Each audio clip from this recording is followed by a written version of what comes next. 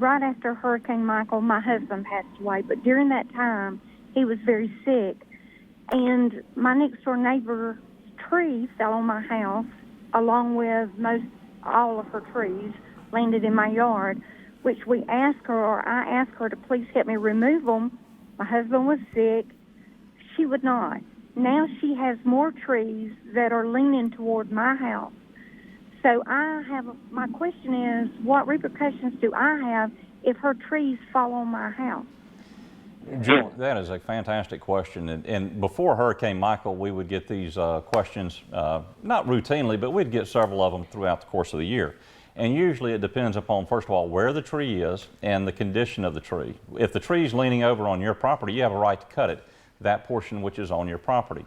And so what you do is you're supposed to have better neighbors than what you got, it sounds like, but you need to write your neighbor and say, look, this poses a danger. Keep a copy of the letter, send it regular mail, certified mail, both, and say these trees are posing a danger, include a photograph with it.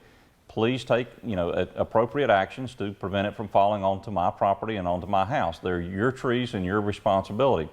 Hurricane Michael damaged so many trees in the area, Jewel, that lots of neighbors are having this issue. What do we do? And the first thing that you got to do is protect your fence, protect your home.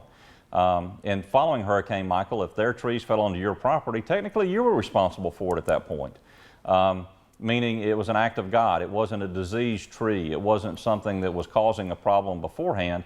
We got calls through the Hurricane Michael shows about somebody's roof ended up in their yard. Who's responsible for cleaning that up? Well, if it lands in your yard at that point, unfortunately, it's pretty much yours. And so the trees from Hurricane Michael, there's not much you can do about it. That's something you got to bear the cost of. But the trees that are now leaning because of Hurricane Michael, again, you need to put your neighbor on semi-formal notice, sending a letter, again, certified with the photographs in it, and say, please do this, or I'm going to take the appropriate action on my end to get this done. And, it's just kind of the neighborly thing to do, and I'm sorry that your neighbor's not working with you to try and meet that, and I'm sorry about the passing of your husband. It makes things more difficult, especially when you're going through something where he's sick and ill and he passes away following the hurricane. It's just, good neighbors need to be good neighbors, and we just encourage that as much as we can.